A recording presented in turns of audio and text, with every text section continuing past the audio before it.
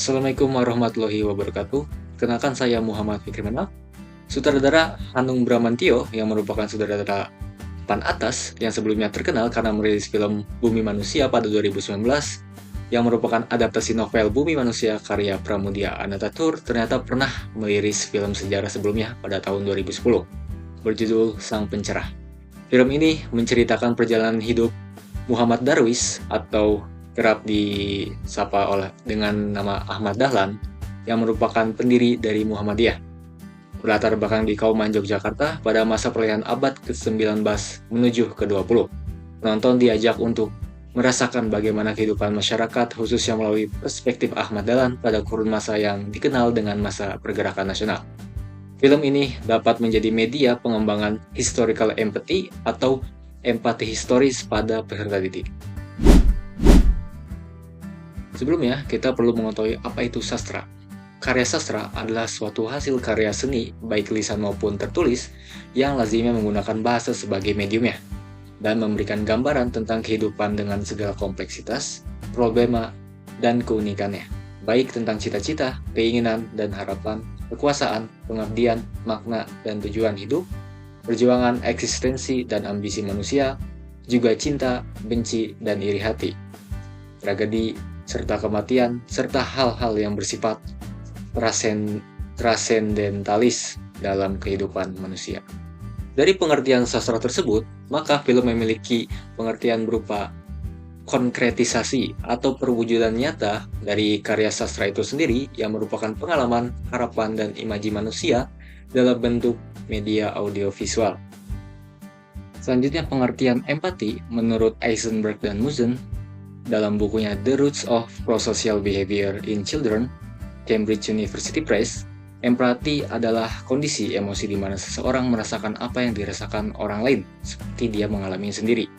Dan apa yang dirasakannya ini sesuai dengan perasaan dan kondisi orang yang bersangkutan. Meskipun empati merupakan respon yang bersifat emosi, namun juga melibatkan keterampilan kognitif seperti kemampuan untuk mengenali kondisi emosi seorang lain dan kemampuan mengambil peran. Kemudian, historical empathy sendiri dapat dimaknai sebagaimana seorang merasakan seolah-olah mengalami perjalanan sejarah serta mampu menginterpretasikannya ke dalam peristiwa sejarah seolah dia mengalaminya sendiri. Dengan demikian, historical empathy menyangkut aspek kognitif yaitu berpikir dan aspek afektif, yakni proses pembentukan sikap sebagai akibat dari interpretasi yang dilakukan. Dari definisi-definisi yang sudah dipaparkan tadi, maka kita sampai kepada konklusi bahwa film dapat bermanfaat sebagai media yang mengajak kita penonton untuk berimajinasi, kembali ke masa lalu, merasakan bagaimana kehidupan masyarakat di Kauman, Yogyakarta pada masa itu, merasakan suasana dan kondisi saat itu, melihat dan merasakan konflik emosi, cinta, benci, harapan, ambisi, iri, dan dengki dari para pelaku sejarah yang tertuang secara konkret melalui pemaparan audiovisual di film ini. Dari sanalah kita dapat berempati, merasakan bagaimana seolah-olah kita berada di tengah-tengah peristiwa sejarah tersebut. Tentunya dengan segala perasaan dan motivasi yang dapat kita pahami dari para pelaku sejarah. Belajar berempati secara umum sangatlah penting. Berdasarkan penelitian yang dilakukan oleh Fitriah Saputra Della Rosa dan Fridah pada 2020, mereka mendapatkan bahwa kondisi spiritual, empati, dan simpati peserta didik di Indonesia setelah wabah COVID-19 berada pada level krisis.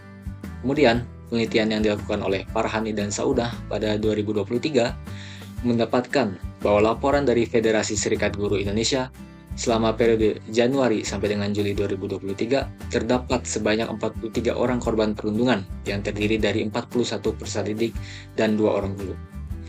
Ini merupakan hasil dari minimnya empati terhadap sesama manusia, yang biasa disebut dalam psikologi sebagai krisis empati.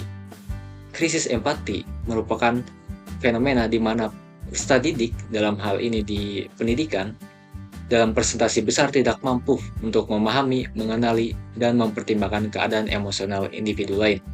Akibatnya, terjadilah kasus-kasus kekerasan dan bullying atau yang bisa juga disebut perundungan dalam lingkungan pendidikan. Perlu diketahui Penelitian yang dilakukan oleh Ade Robben, Darmawan, dan Saripudin pada tahun 2024 menemukan bahwa empati tidak muncul secara natural, tetapi perlu dikembangkan melalui pembelajaran sosial, yakni pembiasaan, keteladanan, dan pemahaman.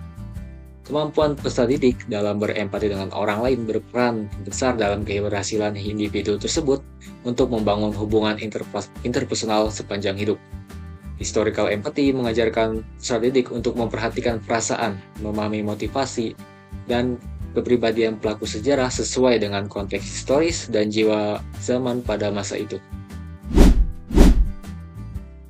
Apabila kita kembali kepada pengertian sastra, di mana menurut Tiu dalam bukunya Sastra dan Ilmu Sastra, Jakarta Pustaka Jaya, ia menyatakan bahwa kesusastraan berasal dari kata sastra dan mendapat awalan su.